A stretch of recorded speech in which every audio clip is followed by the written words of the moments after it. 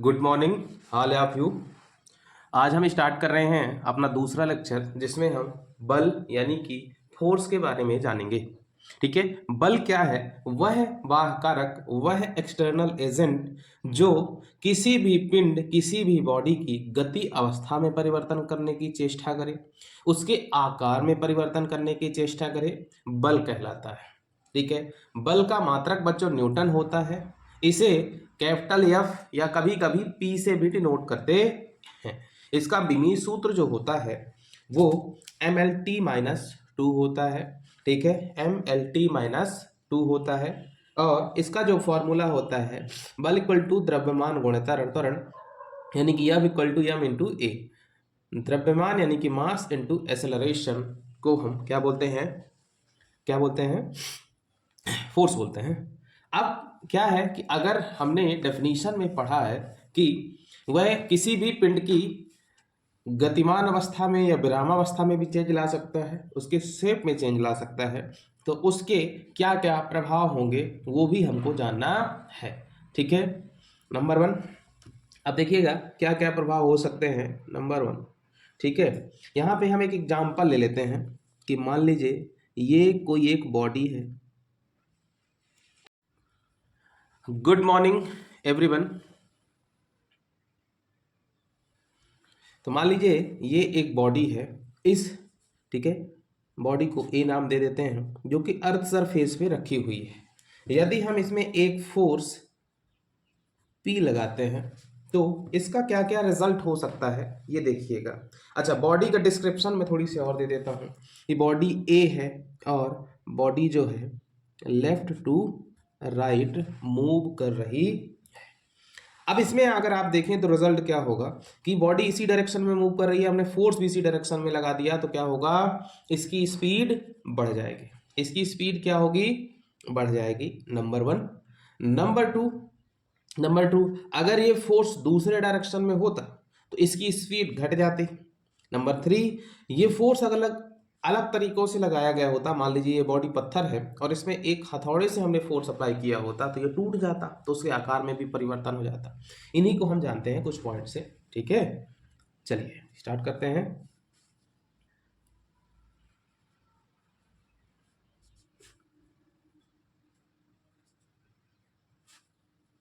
गतिमान पिंड की गति में परिवर्तन करता है। ठीक है, कोई भी पिंड अगर गतिमान अवस्था में है तो उसकी गति में परिवर्तन करता है। ठीक है, पिंड में विकृति यानी कि स्ट्रेन उत्पन्न करता है। ठीक है, तीसरा पॉइंट क्या हो गया?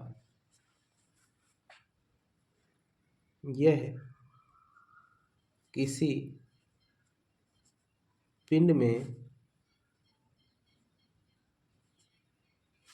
प्रतिबल यानी कि इंटरनल स्ट्रेसेस को उत्पन्न करता है।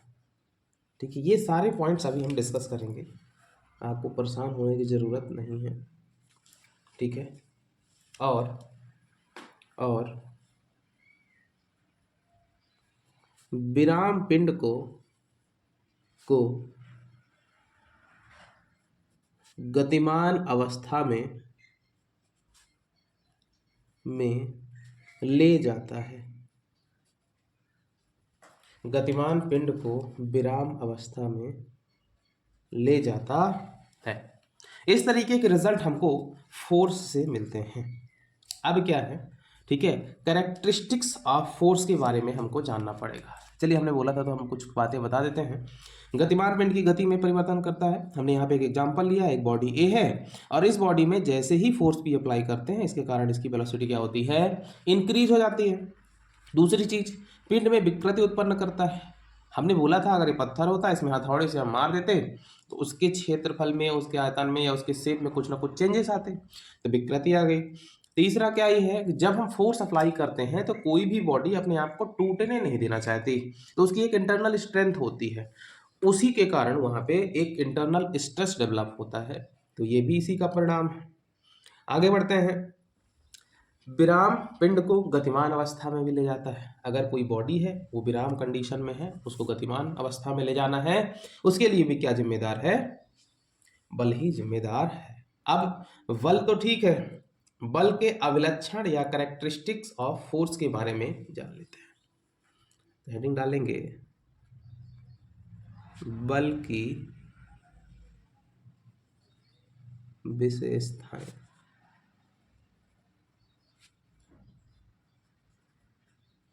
Characteristics of force. अब अगर हम फोर्स की कैरेक्टरिस्टिक्स के बारे में बात करते हैं तो यहाँ पे हमको 4 चीज़ों का विशेष ध्यान देना पड़ेगा। कितनी चीज़ों का विशेष ध्यान देना पड़ेगा? 4 चीज़ों का। नंबर 1, नंबर 2, नंबर 3 और नंबर 4। नंबर 1 है बल का परिमाण, बल का परिमाण यानी कि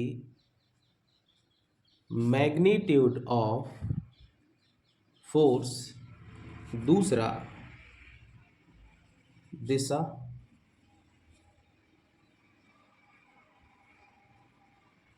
direction of line of action. तीसरा उसकी प्रकृति, नेचर ऑफ फोर्स। और चौथा अनुप्रयोग बिंदु। अनुप्रयोग बिंदु मतलब क्या है? Point of application. ठीक है, ये 4 चीजें होती हैं। बिना ये 4 चीजें जाने हुए हम नहीं बता सकते हैं कि बल कहाँ पे लगाना है। ठीक है, अब किसी ने बोला आपसे कि ये एक बॉडी है, ठीक है, एक बॉडी रखी हुई है, इस बॉडी में आप, ठीक है, बल लगा दो। सबसे पहला क्वेश्चन आएगा दिमाग में, कितना बल? क्या क्वेश्चन आएगा? कितना बल। यानी कि इससे आपको पहले पॉइंट के बारे में क्लियर हो जाएगा, यानी कि परिमाण के बारे में क्लियर हो जाएगा। दूसरा क्वेश्चन आएगा किस दिशा में बल, किस दिशा में बल, इससे आपको डायरेक्शन का पता चल जाएगा। तीसरा क्वेश्चन आपको पूछना है कि भाई उसकी प्रकृति क्या है।